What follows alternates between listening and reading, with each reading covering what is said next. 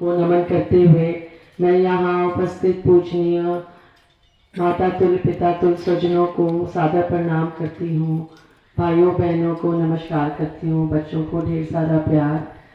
मैं नीरज शेखर जी की पत्नी हूँ। नीरज शेखर जी को हमारे प्रधानमंत्री ने बड़े विश्वास के साथ अपना सिपाही बनाकर भेजा आप लोगों के बीच में इस 72वीं लोकसभा चुनाव में।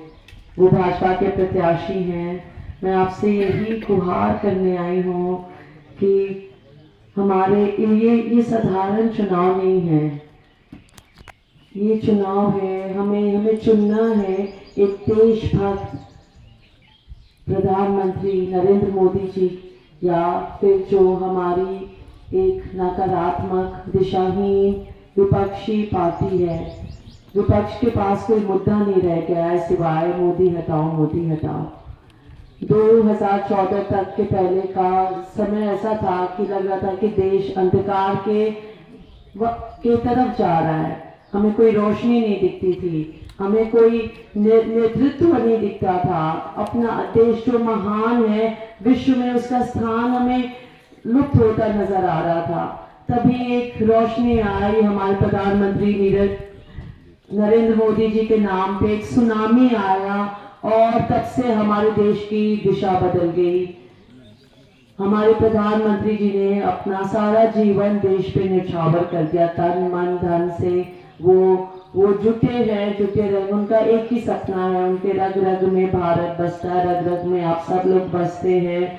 हम सौभाग्यशाली है कि ऐसा युग पुरुष हमारे प्रधानमंत्री हैं। हमें उन्हें तीसरी बार भी प्रधानमंत्री बनाना है, भारत का प्रधानमंत्री बनाना है। भारी भारी मतों से उन्हें विजय दिलाना है। आपका एक एक वोट कीमती है। आपका एक वोट भारत की संस्कृति और सभ्यता को संवारने संजोए रखने के लिए होगा।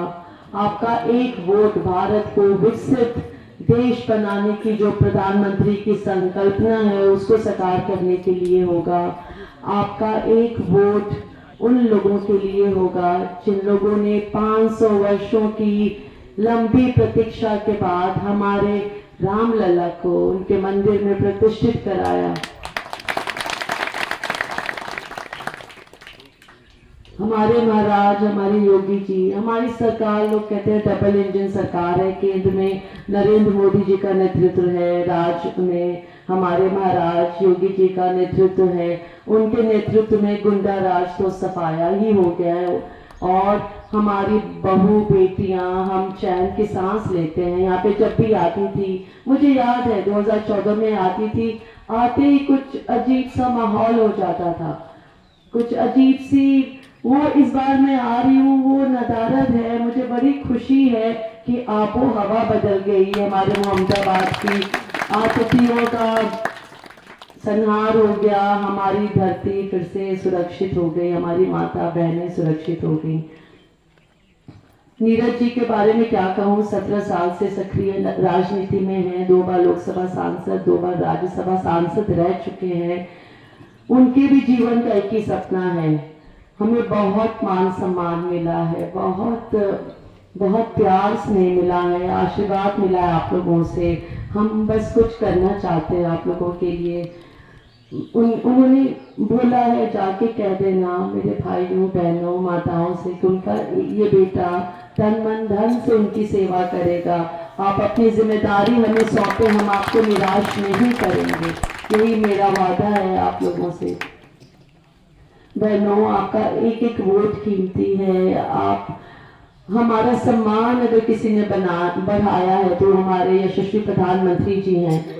उनको पता है शक्ति नारी में ही होती है। अगर हमारे देश का विकास बगैर शक्ति के नहीं हो सकता। हमें ऐसी शक्ति का संचार करना होगा कि हमारा देश पूरे विश्व का महागुरु बन जाए। सारे देश हमारे देश की तरफ देखे। जब तक हमारे महिलाओं का उत्थान नहीं होगा तब तक ये नहीं हो सकता। इसीलिए जितनी भी योजनाएं हमारे सरकार ने बनाई है उसमें प्राथमिकता हम महिलाओं को दी गई है। हम महिलाओं को उनके हमारे अगर आवास मिलेगा तो हमें प्राथमिकता है, आयुष्मान कार्ड में हमें प्राथमिकता है। तमाम ऐसी योजनाएं हैं, समय कम है, गिनाने लगूं तो शाम हो जाएगी। आप लाभान्वित है, आपको अच्छी तरह से पता है कि क्या क्या हमारे जीवन में कितना बदलाव आ गया इन 10 वर्षों में।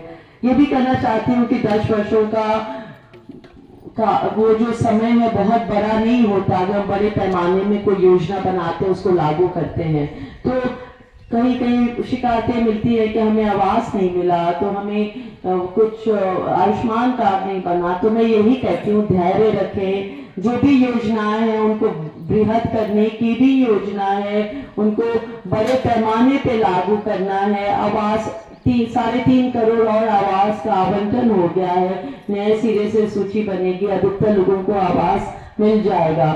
हमें धैर्य रखना है और हमें, जैसा कि भाई ने बताया कि जातिवाद और अपने स्वार्थ से ऊपर उठ के हमें वोट देना है। हमें वोट देना है अपने राष्ट्र के लिए, हमें वोट देना है अपने बच्चों के आने वाले भविष्य, उज्जवल भविष्य के लिए। तो आए बहनों, इस भाइयों, इस 1 जून को हम सब कमल के फूल पे इतना मतदान करें, इतना मतदान करें कि इस धरती से आसमान तक सिर्फ कमल ही कमल नजर आए, हमारे विरोधियों की धज्जियां उड़ जाए और हमारे यशस्वी प्रधानमंत्री जी के नेतृत्व में हमारा देश महान से महानतम हो जाए। इन्हीं शब्दों के साथ मैं अपनी वाणी को विराम देती हूँ। जय श्री राम, जय जय